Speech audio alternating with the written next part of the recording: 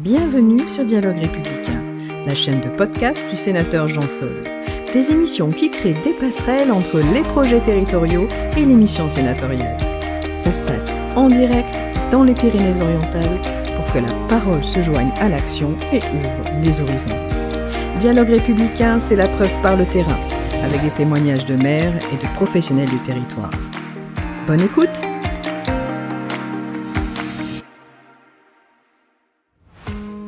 Bonjour à tous les auditeurs qui nous écoutent.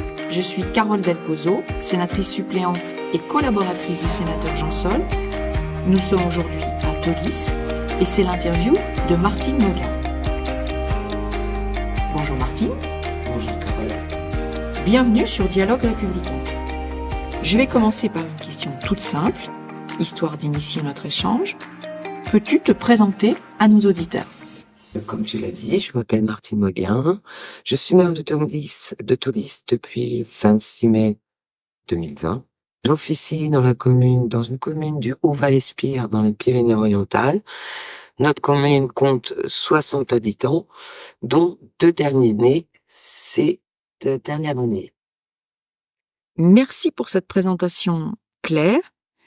Martine, en tant qu'élue, as-tu un projet qui te tienne particulièrement à cœur ?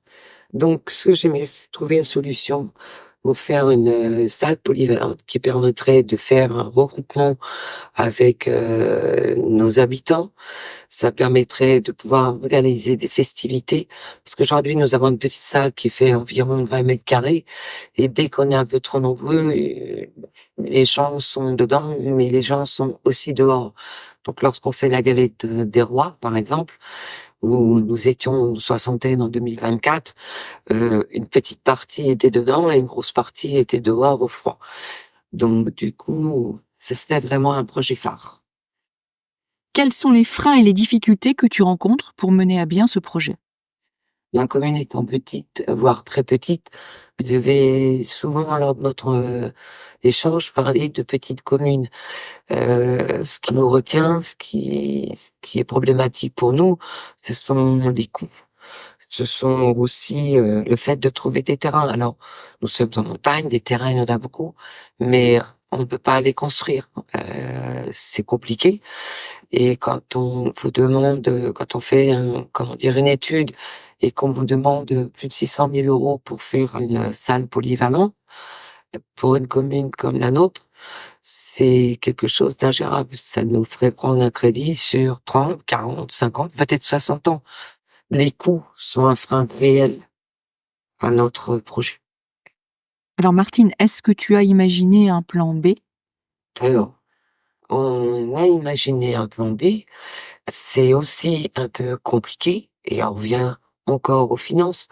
C'est compliqué parce que on s'est dit que peut-être acheter un barnum pour mettre juste devant notre place de la mairie et qui nous ferait un complément à notre toute petite salle et un chapiteau si on veut faire une fête un peu plus grande avec beaucoup plus d'habitants, puisque n'a pas d'autre lieu de repli.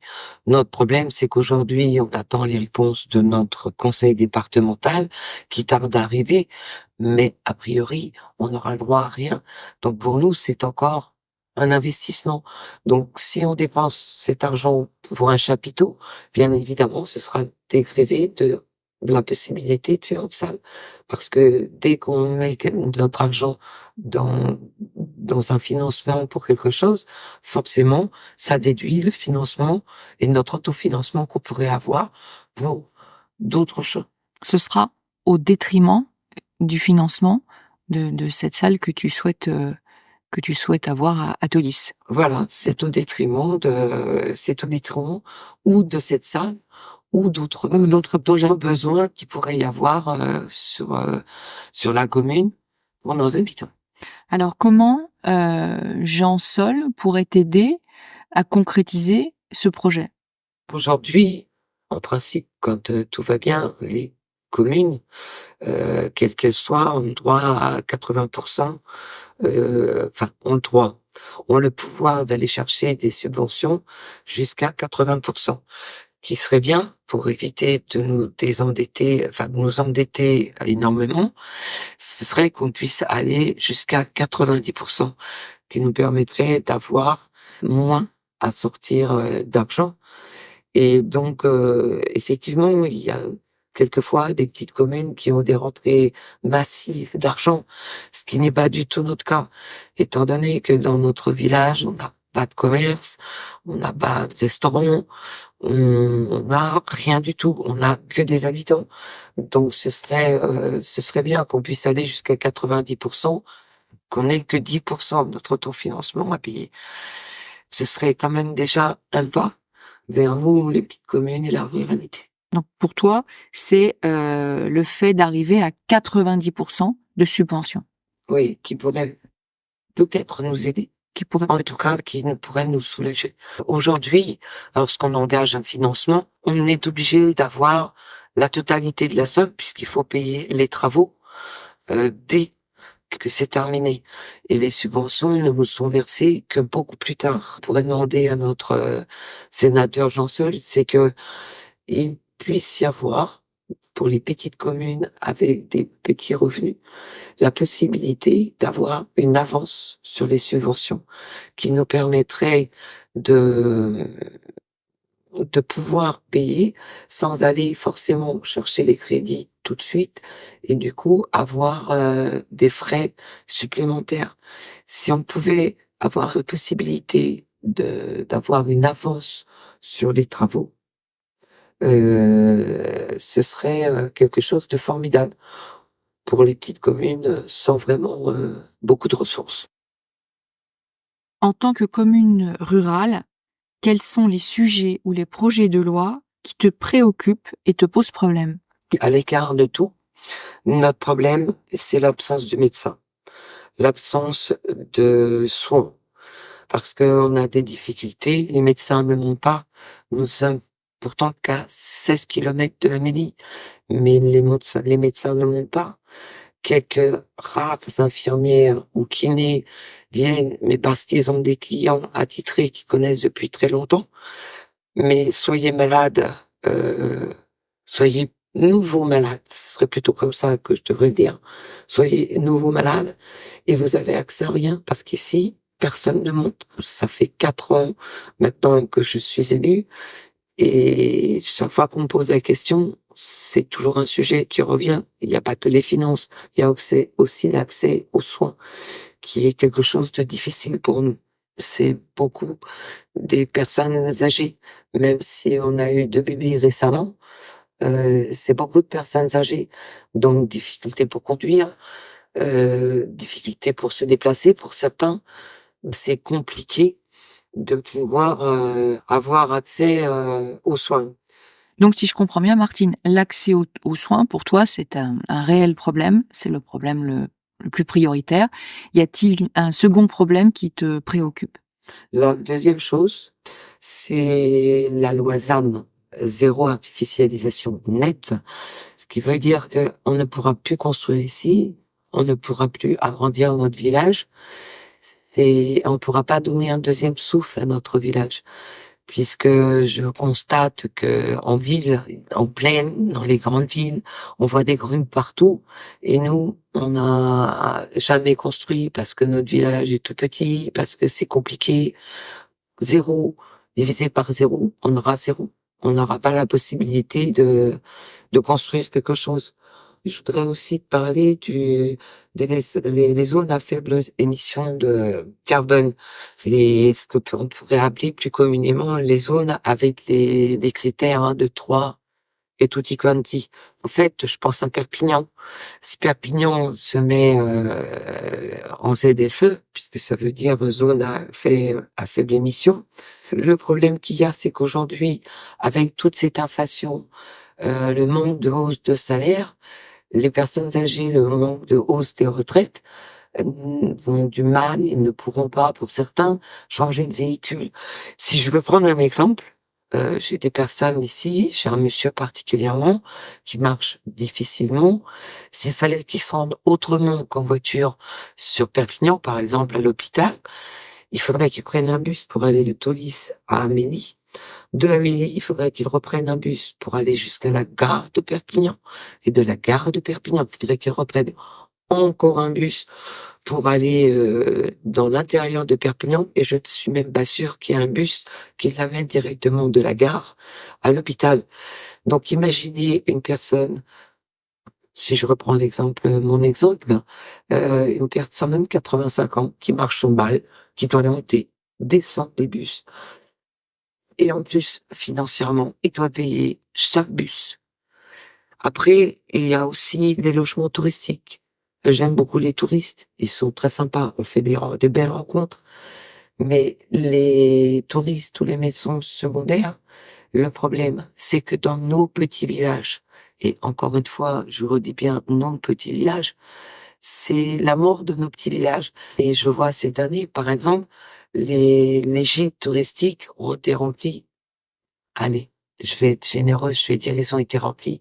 Même pas un mois sur les gîtes officiels de la mairie. Enfin, pas de la mairie, qui sont Sur ta commune. sur ma commune. Et donc, ça n'amène pas grand-chose. On pourrait avoir des familles qui habitent là, ce qui permettrait d'avoir des gens dans notre école, puisqu'on a une école regroupée sur 4 communes, pour avoir 9 enfants cette année dans notre école. Et donc, ça permettrait d'avoir des enfants. Ça permettrait de donner une fille dans le village. Sauf qu'aujourd'hui, ces maisons, elles sont fermées. Et pour moi, c'est la mort de nos villages. Alors justement, Martine, si je te dis il y a urgence pour, comment tu terminerais cette phrase? Pour moi, l'urgence, c'est l'accès aux soins, l'accès aux médicaments, l'accès aux médecins, l'accès aux infirmières, l'accès aux déplacements. C'est mourir si on n'a pas tout ça. La seule chose qui est positive aujourd'hui, c'est que il a été mis en place une gendarmerie mobile. Cette gendarmerie mobile monte très régulièrement dans nos petits villages. Et je dis monte parce que nous, on est en montagne. Voilà. Et donc, cette gendarmerie mobile vient chez nous. Par exemple, hier, ils étaient là. Ils ont assuré un service pour si des personnes âgées, ce qui est notre cas, ont besoin de faire une déposition, ont besoin de poser des questions et d'avoir des réponses, ont besoin tout simplement, de venir discuter avec nos gendarmes. Donc voilà, je trouve que ça, c'est extraordinaire, mais je trouve que c'est énorme de pouvoir avoir la sécurité à notre porte. Maintenant, il faudrait qu'on ait le médical à notre porte. Par rapport à l'absence de médecins sur ton territoire, donc à ce gros problème médical que tu rencontres sur ta commune de Tholys, est-ce que tu as imaginé des solutions d'appoint pour venir pallier à ce manque cruel de soins sur la commune? Donc, est-ce qu'il y a un plan B? Est-ce que tu as un plan B? Voilà. Alors, j'ai un plan B, mais que je ne peux pas forcément, moi, réaliser. Ce qui serait bien pour nous, c'est qu'on ait un médicobus, minibus qui vienne amener aussi les médicaments, qu'il puisse y avoir une infirmière pour faire des prises de sang. Enfin, un médicobus, globalement. Nous, de notre côté, ce qu'on a mis en place sur notre commune, c'est ce qu'on appelle une DZ. Ça veut dire drop zone.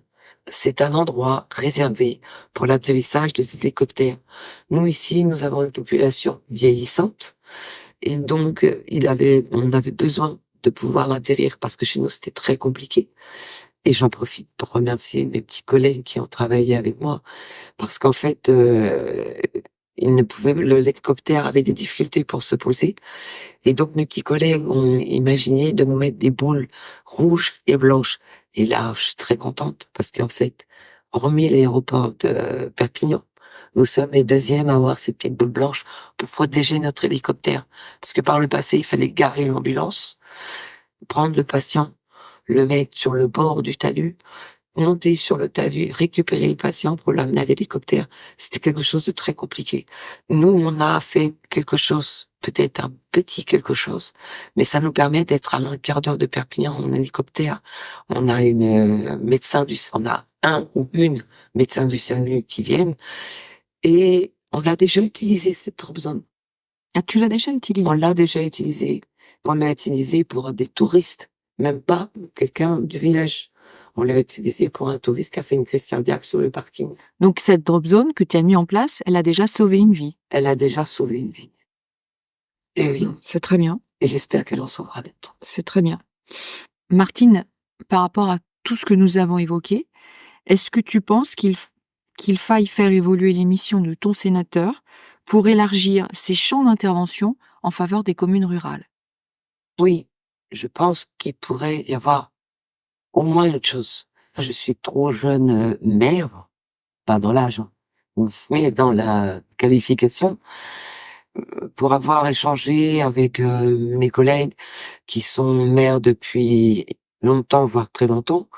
Ils m'ont expliqué que par le passé, les sénateurs avaient une dotation parlementaire et qu'il leur arrivait d'aider certaines communes. Je dis pas que ça pourrait aider Toulouse particulièrement, mais notre petite commune, ce peu d'argent qui pourrait nous être alloué, pour nous, c'est quelque chose d'énorme. Et oui, je parle toujours d'argent. Je suis sûr que beaucoup d'entre nous se reconnaîtront. Il faut reporter nos dépenses parce que l'année A, c'est pas possible. Donc on se dit l'année prochaine, peut-être que je pourrais faire mieux. Si on avait une aide de nos sénateurs, des petites aides de nos députés, des petites aides de un peu tout le monde, ce serait le bienvenu. Tu souhaites le retour ponctuel de la réserve parlementaire?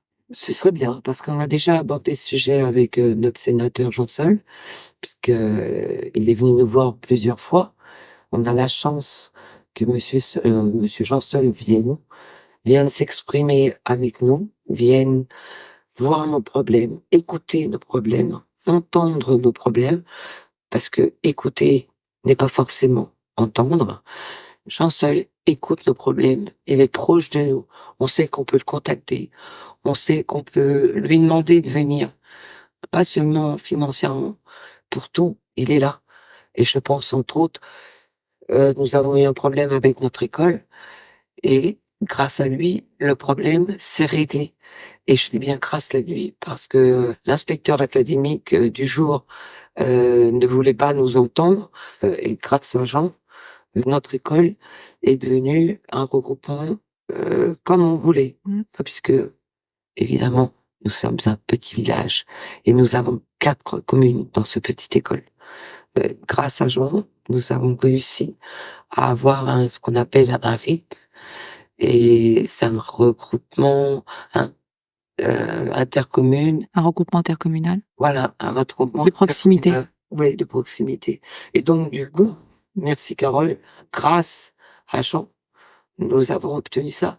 Donc, c'est vrai que si on avait des petites aides des uns et des autres, je suis sûr que tout le monde serait content. Enfin, les petites communes rurales. Tant que nos dotations d'État diminuent constamment, aujourd'hui, on parle beaucoup la ruralité au gouvernement. Et ils ont beaucoup ce mot à la bouche, mais ils ne savent pas ce qu'on vit. Ils sont dans leur tour d'argent, mais ils ne savent pas ce que nous, on vit dans nos petites maisons en terre. Ils ne viennent pas dans nos petites communes rurales. Même s'ils se déplacent, ça va être Carcassonne, ça va être Perpignan, ça va être Toulouse, Bordeaux.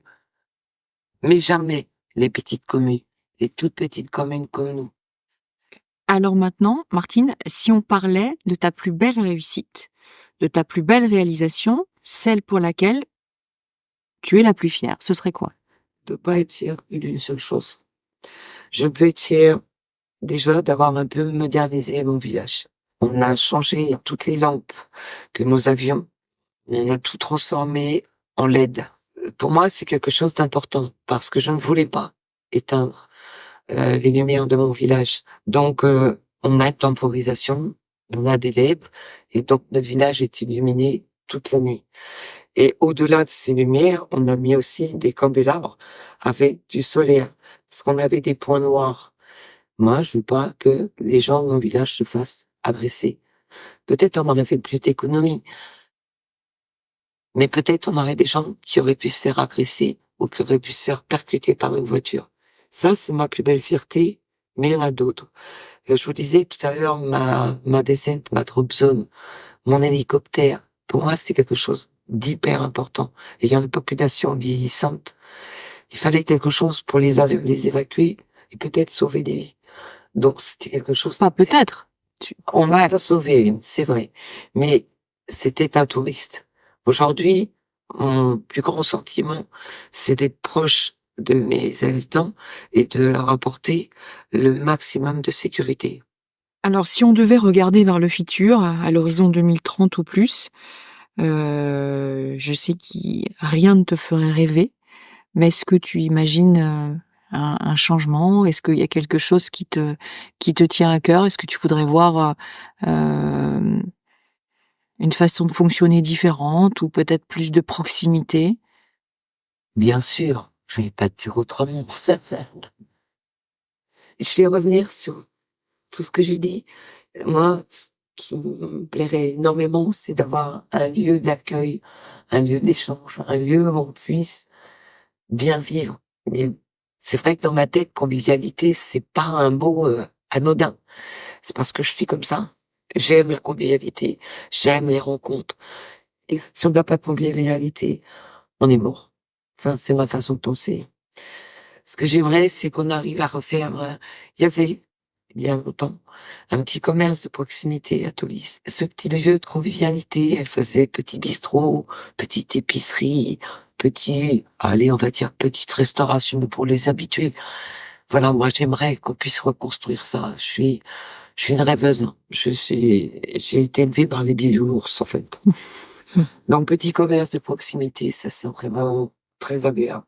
J'aimerais bien, Martine, que tu me parles du petit panneau que tu as mis à l'entrée et à la sortie de ton village. Ah, mon panneau.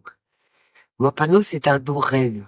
En fait, mon panneau, c'est un panneau qui s'adresse à tous les grincheux. Et ce panneau, il dit qu'ici, à Tholys, on aime les vaches, on aime les cloches. Alors, pas les cloches, les idiots, les cloches de notre église. On aime les moutons, on aime les cocottes, on aime les canards, on aime les agriculteurs. Entre parenthèses, nos agriculteurs qui nous font vivre.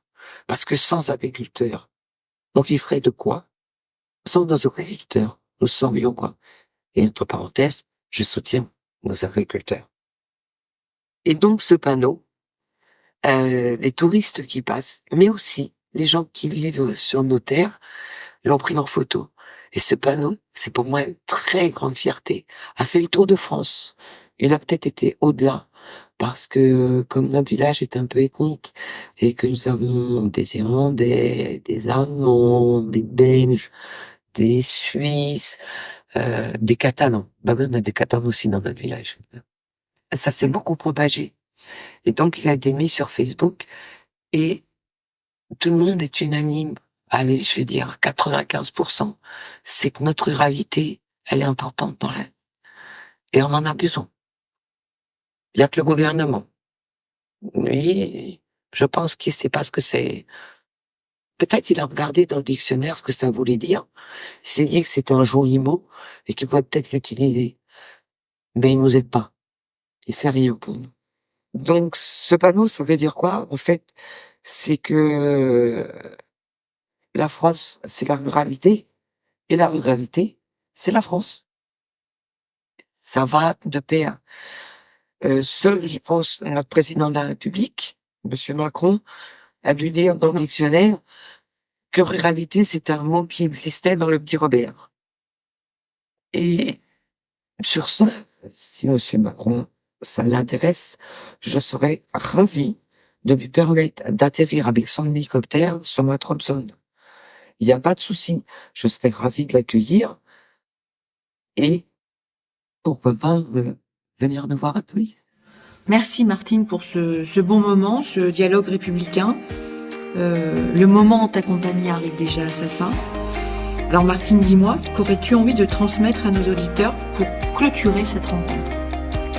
Si j'avais quelque chose à dire, je dirais pensez à donner des sous à la ruralité, pensez à nous aider. Je sais qu'aujourd'hui, la France est dans une situation difficile. Je sais que le monde est dans une passe très difficile, mais la ruralité existe et elle a besoin de tout le monde. Merci Mathilde. Le sénateur Jean Sol vous remercie pour votre écoute. Dialogue républicain est sur toutes les applications de podcast, Spotify, Apple Podcast, Google Podcast, YouTube et des dizaines d'autres plateformes d'écoute. Abonnez-vous pour ne rien rater de la réalité du terrain. À bientôt sur Dialogue républicain.